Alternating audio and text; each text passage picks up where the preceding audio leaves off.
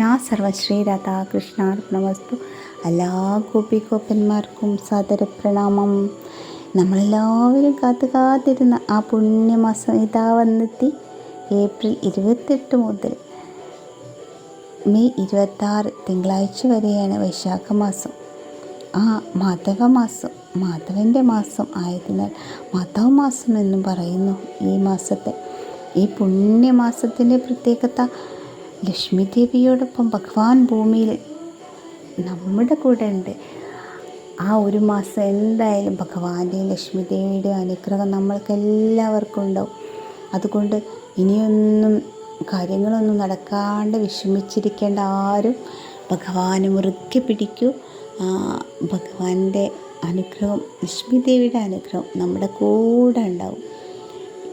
ഈ തിങ്കളാഴ്ച മുതൽ ഭഗവാന് വേണ്ടിയിട്ട് ഭഗവാന്റെ നാമജപങ്ങളൊക്കെ ജപിച്ച് ഹരേ കൃഷ്ണ കൃഷ്ണ കൃഷ്ണ ഹരേ ഹരേ, ഹരേ രാമ രാമ രാമ ഹരേ ഹരേ, അതുപോലുള്ള ഭഗവാന്റെ ഏത് മന്ത്രജപമാണെങ്കിലും എല്ലാവരും ജപിക്കുക.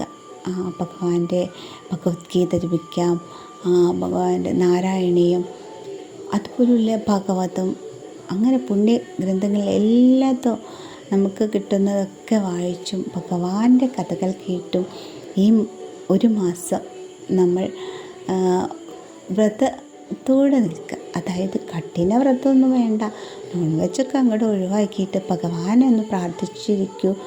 അപ്പോൾ നടക്കാത്ത കാര്യങ്ങൾ എന്തെങ്കിലും ഉണ്ടെങ്കിൽ തന്നെ എല്ലാം ഭഗവാൻ അങ്ങോട്ട് ശരിയാക്കി തരും. പുണ്യ കാര്യങ്ങളെ ഒക്കെ നമ്മൾ ചെയ്യുക. ആർക്കൊരു ദ്രോഹമുള്ള കാര്യമൊന്നും ചെയ്യാൻ പാടില്ല.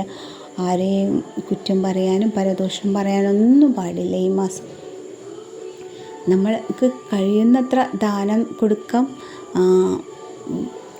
അങ്ങനത്തെ ദാനങ്ങളെല്ലാം ചെയ്യാം, മറ്റുള്ളവർക്ക് സഹായങ്ങളൊക്കെ ചെയ്യാം. അല്ലാണ്ട് മറ്റുള്ളവരെ ഉപദ്രവിക്കുന്ന രീതിയിലൊന്നും ചെയ്യാൻ പാടില്ല. ഈ ഒരു മാസം ഭഗവാന്റെ പ്രാർത്ഥനയായിട്ട് അങ്ങോട്ട് കഴിയൂ. അപ്പോൾ എല്ലാം അങ്ങോട്ട് ശരിയാവും. വിവാഹം കഴിഞ്ഞിട്ട് കുട്ടികളൊന്നും ഇല്ലാണ്ട് വിഷമിക്കുന്ന ദമ്പതികൾക്കൊക്കെ എന്തായാലും കാര്യങ്ങൾ അങ്ങോട്ട് നടക്കും. ഭഗവാൻ ഒരു ഉണ്ണിയെ തരും, 100% ഉറപ്പാണ്. ഭഗവാന്റെ ഉറപ്പാണ്. അതുകൊണ്ട് എല്ലാവരും ഈ വ്രതത്തോടെ ഈ ഒരു മാസം ദമ്പതികളൊക്കെ ഭഗവാന് വേണ്ടി, ഭഗവാന്റെ ഭക്തിപ്രേമം നേടാൻ വേണ്ടിയിട്ട് പ്രാർത്ഥനയോടെ കഴിയുക. അതുപോലെ വിവാഹം നടക്കില്ല എന്ന് ചിന്തിച്ചിരിക്കുന്നവരോ, അസുഖങ്ങൾപ്പെട്ട് വിഷമിച്ചിരിക്കുന്നവരോ, പലവിധ അസുഖങ്ങളൊക്കെ ഉണ്ടോ, അതുകൊണ്ടൊക്കെ മനസ്സങ്ങനെ വിഷമിച്ചിരിക്കുന്നവരോ എല്ലാം ആരും വിഷമിക്കേണ്ട. ഭഗവാൻ അങ്ങോട്ട് ഈ വൈശാഖ മാസത്തിൽ ഭഗവാനെ പ്രാർത്ഥനയോടെ ആ ഒരു മാസം നല്ല വ്രതത്തോടെ അങ്ങോട്ട് ഈ വർഷത്തെ വൈശാഖ മാസത്തിൽ ഇരുന്ന് നോക്കൂ. നമ്മുടെ എല്ലാ കാര്യവും ഭഗവാൻ സാധിപ്പിക്കും. ഭഗവാൻ നോക്കിക്കോളും. പിന്നെ വിഷമിക്കേണ്ട ആവശ്യമില്ല. ആ ഭഗവാന്റെ ഭക്തിപ്രേമം നമുക്ക് കിട്ടിയാൽ പിന്നെ വേറെ എന്ത് വേണം? എല്ലാം ഭഗവാൻ കണ്ടറിഞ്ഞിട്ട് അങ്ങോട്ട് നമുക്ക് തരും. ലക്ഷ്മി സമേതനായ ഭഗവാൻ ഭൂമിയിലല്ലേ, നമ്മുടെ കൂടെ തന്നെ ഉണ്ട്.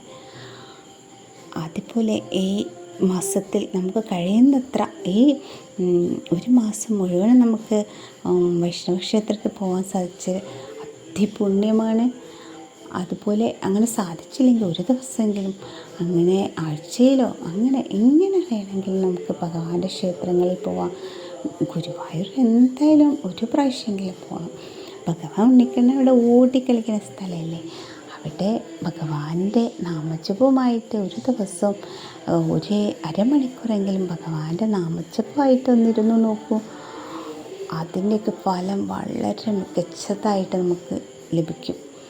ഈ മാസത്തിലെ എല്ലാ പുണ്യകാര്യങ്ങൾക്കും നല്ല സമയമാണ് കേട്ടോ. നമ്മളെ പുതിയ കാര്യങ്ങളൊക്കെ ചെയ്യാനും, എന്ത് വീടിൻ്റെ കാര്യമാണെങ്കിലും വാഹനത്തിൻ്റെ കാര്യമാണെങ്കിലും കുഞ്ഞുങ്ങളെ കാര്യമാണെങ്കിലും എല്ലാം നല്ല നല്ല ബിസിനസ് തുടങ്ങാനും എല്ലാം തന്നെ പറ്റിയ നല്ല സമയമാണ്. ഭഗവാന്റെ അനുഗ്രഹമുള്ള മാസമാണ്. ഭഗവാന്റെ എല്ലാ അനുഗ്രഹങ്ങളും ലക്ഷ്മി ദേവിയുടെ അനുഗ്രഹം ഒരുമിച്ച് ലഭിക്കും നമുക്ക്. ആ നാമജപമൊക്കെ ജപിച്ച് ഇങ്ങനെ ഈ ഒരു മാസം സൽക്കർമ്മങ്ങൾ നടത്തി ദാനധർമ്മങ്ങളൊക്കെ നടത്തി ഈ ഒരു മാസം എല്ലാവരും ഒന്ന് ഭഗവാനെ പ്രാർത്ഥിക്കണേ. അതുപോലെ ഭഗവാന്റെ നരസിംഹാവതാരം പരശുരാമാവതാരമൊക്കെ നടന്നത് ഈ വൈശാഖ മാസത്തിലാണ്. പിന്നെ അതുപോലെ തന്നെ ഈ ബലരാമ അവതാരം പിന്നെ എല്ലാം നടന്നത് പരശുരാമാവതാരം ബലരാമാവതാരമൊക്കെ അക്ഷയ തൃതീയ ദിനത്തിലാണ്. നരസിംഹാവതാരമാണെങ്കിൽ വെളുത്ത ചതുർദശി ഒക്കെയാണ് നടന്നത്. അങ്ങനെ എല്ലാം നടന്ന ഈ ഒരു വൈശാഖ മാസത്തിലാണ്. അക്ഷയ തൃതീയൊക്കെ വരുന്നത് ഈ വൈശാഖ മാസത്തിലാണ്. ദാനധർമ്മങ്ങൾക്കുള്ള ആ ഫലം ക്ഷിപ്രഫലമായിട്ട് നമുക്ക് ഇരട്ടി ഫലമാണ് ലഭിക്കുക ഭഗവാൻ തരുന്നത്. ഈ ഒരു മാസം നമ്മുടെ എല്ലാം നിരീക്ഷിച്ച് ഭഗവാനുണ്ട്. അവരൊക്കെ എന്തൊക്കെയാണ് ചെയ്യണമെന്നൊക്കെ നോക്കിയിട്ട് ഭൂമിയിൽ അങ്ങനെ നമ്മോട് കൂടെ ഉണ്ട്. പക്ഷേ നമ്മളാരും കാണുന്നില്ല എന്നേ ഉള്ളൂ. അതുപോലെയാണ് ശങ്കരാചാര്യർ ഒരു ദിവസം ഭിക്ഷയ്ക്ക് ചെന്ന സമയത്ത് ഒരമ്മ, ആ അമ്മയുടെ കയ്യിലൊന്നും തന്നെ കൊടുക്കാനില്ലായിരുന്നു. അപ്പോൾ ആ അമ്മ സ്നേഹത്തോടെ അവിടെ ഒരു നെല്ലിക്ക ഉണ്ടായിരുന്നു, അത് ആ ഭിക്ഷാപാത്രത്തിലേക്ക് വെച്ച് കൊടുക്കുകയാണ്. അപ്പോൾ ഭഗവാൻ ലക്ഷ്മി ദേവിയെ സ്തുതിച്ച് ആ ശ്രീ ശങ്കരാചാര്യർ പ്രാർത്ഥിക്കുകയാണ്. ലക്ഷ്മി ദേവിയുടെ ആ ശ്ലോകം ചൊല്ലാണ്. അംഗഹരേഹ പുളകഭൂഷണമാശ്രയന്തേ പൃങ്കാങ്കനേഹ മുകുളാഭരണം തമാലം. ആ ശ്ലോകം ചൊല്ലിയപ്പോൾ അവിടെ ദേവിയുടെ നെല്ലിക്കയുടെ സ്വർണ്ണ നെല്ലിക്ക മഴ അങ്ങോട്ട് പെയ്യിക്കുകയാണ്. അത്രയ്ക്കും ക്ഷിപ്രഫലം നൽകുന്നതാണ് ഈ വൈശാഖ മാസത്തിലെ ഓരോ ദാനധർമ്മത്തിനും. ഈ വൈശാഖ മാസത്തിൽ എല്ലാ കാര്യങ്ങളും ക്ഷിപ്രഫലം, അതായത് നമ്മൾ ചെയ്യുന്നതിൻ്റെ ഇരട്ടി ഫലങ്ങൾ ലഭിക്കുന്നതാണ്. നമ്മൾ ഒരു നാമം ചൊല്ലുമ്പോൾ ആ ചൊല്ലുന്ന നാമത്തെ 10 മടങ്ങ് ഫലം നമുക്ക് ലഭിക്കുന്നു. അതുപോലെ നമ്മുടെ കുടുംബത്തിൽ ആരൊക്കെയുണ്ട്, അമ്മ, അച്ഛൻ, കുഞ്ഞുങ്ങൾ എല്ലാവരും ഒരുമിച്ചിരുന്ന് 4 പേരോ 2 പേരോ 3 പേരോ എങ്ങനെ ഒരുമിച്ചിരുന്ന് ആ നാമം ജപിക്കുമ്പോൾ 108 നാമെങ്കിലും ഹരേ കൃഷ്ണ മന്ത്രം ചെല്ലുന്ന സമയത്ത് ഒരു മാസത്തേക്ക് അത് ഒത്തിരി ആവുന്നു അല്ലേ. അതേപോലെ എല്ലാവരും ചൊല്ലുകയാണ്. ഭഗവാന്റെ ആ ക്ഷിപ്ര പ്രസാദിക്കുകയാണ്. ഭഗവാൻ നമ്മൾക്ക് അങ്ങനെ അങ്ങോട്ട് പ്രസാദിക്കുകയാണ്. അതുകൊണ്ട് എല്ലാവരും സന്തോഷത്തോടെ ഈ മാസത്തിലെ ഐശ്വര്യപൂർണമായൊരു ജീവിതം നമുക്ക് ലഭിക്കാൻ വേണ്ടി ഭഗവാൻ അനുഗ്രഹിക്കും ഉറപ്പായിട്ടും. അതായത് കൽപ്പാന്ത കാലത്തോളം നമ്മൾക്ക് നമ്മുടെ തലമുറകൾക്കും എല്ലാം ഈ ഒരു മാസത്തിൻ്റെ ആ ഫലം ലഭിക്കുന്നതാണ്.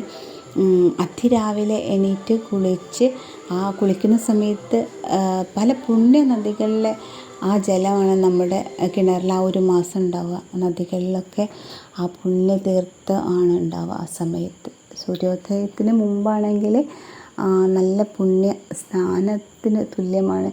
ഗംഗയിലൊക്കെ സ്നാനം ചെയ്യുന്ന അതിന് തുല്യമായിട്ട് ഉള്ള ജലമാണ് നമ്മുടെ കിണറുകളൊക്കെ ഉണ്ടാവുക. ആ സമയത്ത് അതൊക്കെ സ്നാനം ചെയ്ത ശേഷം ഭഗവാന്റെ പ്രാർത്ഥനയൊക്കെ നന്നായി ഭഗവാന്റെ നാമമൊക്കെ ജപിച്ച് ബാക്കിയുള്ള ജോലികളിലൊക്കെ ഏർപ്പെടാം. അങ്ങനെ ആ ദിവസം അങ്ങനെ തുടങ്ങും. ഓരോ ദിവസം അങ്ങനെ ഈ ഒരു മാസം എന്തായാലും നമ്മുടെ എല്ലാ കാര്യങ്ങളും സാധിക്കും.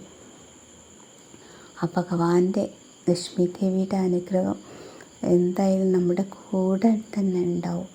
ആ ഈ ഒരു പുണ്യമാസമായിട്ട് നമ്മൾ കാത്തിരുന്ന മാസം എത്തിയിരിക്കുകയാണ്.